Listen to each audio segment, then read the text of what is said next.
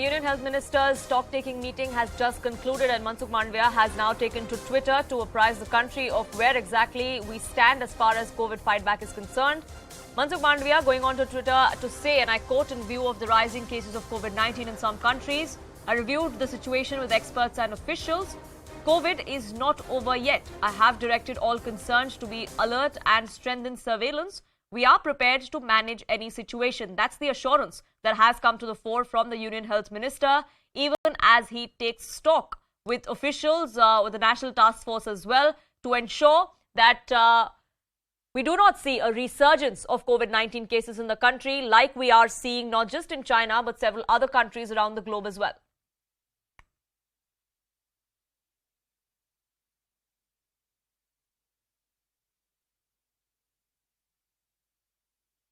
There is a COVID scare in China. The prediction that has come to the fore from a top epidemiologist has only increased concerns about the resurgence of this particular virus. Sherin, my colleague, now joins us for more on this. Sherin, what exactly came out of this particular meeting that has just concluded? Well, the meeting, in fact, went on for more than 2 hours, and in this meeting, there were, in fact, discussion on the booster vaccine, because remember, the booster vaccine, when it comes to the population, how much of that has, in fact, been attained is something which is very smaller, and that needs to be increased is what has been decided in the meeting. Apart from that, the existing protocol and guideline need to be implemented strictly is what has been discussed. And right behind me is, in fact, V.K. Paul, who is in fact the member health of Niti Aayog, and he is going to give more details what has been discussed in this particular meeting, where all the officials from the ICMR, from the Department of Biotechnology, from the Health Ministry, all of them were present. MOS ma'am की presence में high level meeting हुई और पूरा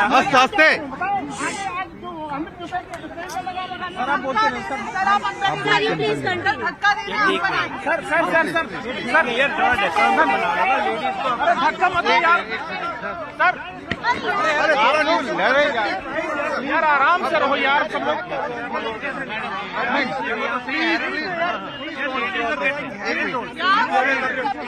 कोई push मत करो। आप अंदर जाकर एएनआई पर बाइट दीजिए। कोई पुश मत करो, कोई पुश मत करो, कोई पुश मत करो, बस आराम से रहो, आराम से। अच्छा सुन लो प्लीज, कोई पुश मत करो, थोड़ा डिस्टेंस रखो। आपके साथ बहुत क्लोज आ गए, बहुत दूर रहिए, दूर रहिए, बस आप बोल के निकल जाइए, बस 2 लाइनें बोल दीजिए, खत्म। हाँ, छोटा सा बोल के निकलिए, सब ज्यादा सही है। नमस्कार फ्रेंड्स जी। माननीय स्वास्थ्य मंत्री जी ने in the presence of minister of state madam high level official meeting करी है, जिसमें डिफरेंट डिपार्टमेंट्स के सीनियर ऑफिशियल्स आए। उन्होंने इस मीटिंग में पूरी समीक्षा की गई और ग्लोबल सिचुएशन को, कुछ देशों में जो कोविड-19 के केसेस बढ़ रहे हैं उसका जायजा लिया गया। अच्छा ग्लोबल रिव्यू को तरह डीप डाइव किया गया और उसकी जो इम्प्लीकेशंस हैं अपने देश के लिए उसके बारे में चर्चा हुई और उसके बेस के ऊपर रणनीति हमेशा से ही रही है, चल भी रही है। हमने हमेशा से माना है कि वायरस अभी गया नहीं है और सिस्टमैटिक तरीके से उसको हम रिस्पांस रखी हुई है, उसकी सबकी समीक्षा हुई है। देखा गया है कि खासकर एक पर्टिकुलर नेशन चाइना में केसेस बढ़ने की बहुत सारी मीडिया में रिपोर्ट्स आई हैं जी, और एक पर्टिकुलर वेरिएंट की बात होती है, BF7 वेरिएंट की बात होती है, जो BA.5 का एक सब लीनिएज है, उसकी बात हुई। उसको इंसाकॉग डेटा से हमने चेक किया, तो ऐसे 4 BF7 जो हैं वेरिएंट इंसाकॉग ने डिटेक्ट किए हैं, 1 जुलाई में, 1 सितंबर में और 1 नवंबर में, 2 सितंबर में, 1 नवंबर में, टोटल 4, नॉन इन दिसंबर। तो कहने का मतलब यह है कि वो वेरिएंट भी वहां कह रहे हैं कि डोमिनेंट है, तो हम जब ट्रैक करते हैं तो बाकी वेरिएंट्स के अलावा भी ये है, ये समीक्षा में आया। तो आगे क्या करना है? पहली बात है कि हमें बिल्कुल पैनिक नहीं करना है। हम इस पेंडेमिक को समझ के, सोच के और हैंडल करने में एक्सपीरियंस भी है, सोच भी है, कैपेसिटी भी है और हमारे एक तरह से लीडरशिप भी रही है कि हमने कोविड को कैसे देश ने इसको फेस किया है।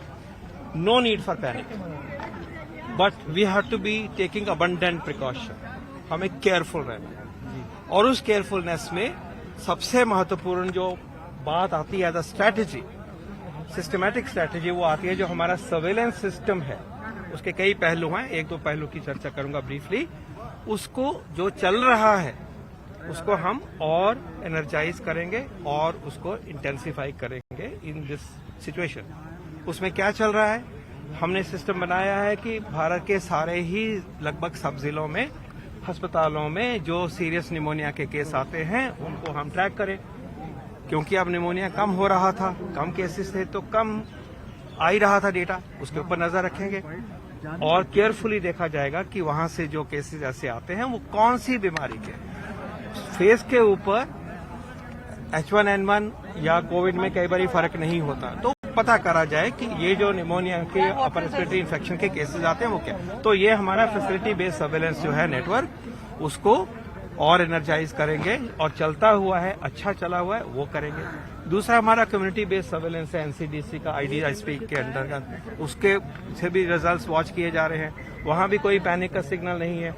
तीसरा सिस्टम हमारा वायरोलॉजिकल सिस्टम है, जो 28 लेबोरेटरीज हैं ICMR की और NCDC की मिला के, उनके ऊपर भी वॉच है। वो 3-4 जगह में से वायरोलॉजिकल सैंपल इकट्ठे करते हैं कोई भी व्यक्ति को जब निमोनिया, ILI जैसे सिम्टम होते हैं।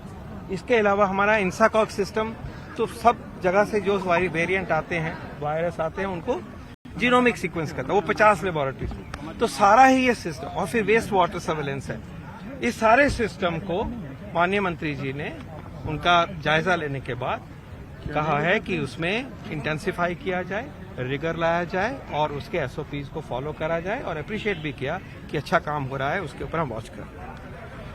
दूसरा पॉइंट है कि इसी की समीक्षा के लिए जैसे जरूरत होगी माननीय मंत्री उसकी समीक्षा लेंगे, लेकिन हर हफ्ते मिलने का फैसला करा गया है कि we are meeting every week and as required depending on the situation ministerial level review will be undertaken.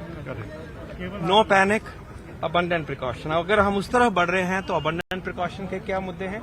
पहली बात है कि खांसी जुकाम इस मौसम में होता है, हम विंटर में हैं, हम ठंड के मौसम में हैं, तो पहली अपील ये है कि खांसी जुकाम हो रहा है तो आज की सिचुएशन को देखते हुए अपील करना चाहेंगे कि उसमें आप टेस्टिंग करवा लीजिए। हो सकता है और 90% चांस है कि शायद ये नॉन कोविड होगा, लेकिन अगर हमने अर्ली डिटेक्शन करनी है तो तभी करेंगे, कोई टेस्ट करवाएंगे। तो एक अपील भी है और सिस्टम भी इसको प्रोत्साहित करेगा कि टेस्टिंग हो, टेस्टिंग बढ़ेगी तो हमारा फुटप्रिंट ज्यादा होता है, प्रॉब्लम जो है वो डिटेक्ट होगी, उस वायरस का आइसोलेशन होगा, उस वायरस का जीनोम होगा, तो हमें पूरी ताकत मिलेगी और हमें समझ रहे कि हम किस तरफ बढ़ रहे हैं। दूसरी अबंडेंट प्रिकॉशन क्या है कि हमें प्रिकॉशन डोज हमारी ड्यू है। लगभग देश में 18 के ऊपर प्रिकॉशन डोज सबको लगनी चाहिए, लेकिन लगी है सिर्फ 27-28%। तो हम अपील करेंगे कि प्रिकॉशन डोज जिसको नहीं लगी है वो ले लीजिए। ये भारत की पेंडेमिक रिस्पांस का एक पिलर है, पॉलिसी है, वैक्सीन अवेलेबल है, तो उसको तरफ जाइए। और पर्टिकुलरली जो हमारे सिटीजन्स, सीनियर सिटीजन्स हैं, वो कोई छूट गए हैं प्रिकॉशन डोज से, तो हमेशा की तरह जैसे हम पहले भी अपील करते थे कि उनका हमें ज्यादा ख्याल करना है। सीनियर सिटीजन्स क्योंकि वल्नरेबल हैं और बीमारी वाले व्यक्ति वल्नरेबल ज्यादा होते हैं, तो ये खासकर उनके लिए अपील है कि अगर आपको प्रिकॉशन डोज नहीं लगी तो लीजिए, लेकिन सभी का प्रिकॉशन डोज जो है वो मैंडेटेड है, गाइडेड है और उसको आप लीजिए। अगला पॉइंट ये आता है कि हमें इसके अलावा भी जनरल प्रिकॉशंस लेनी है, जो कि कोविड अप्रोप्रिएट बिहेवियर की बात हम करते हैं।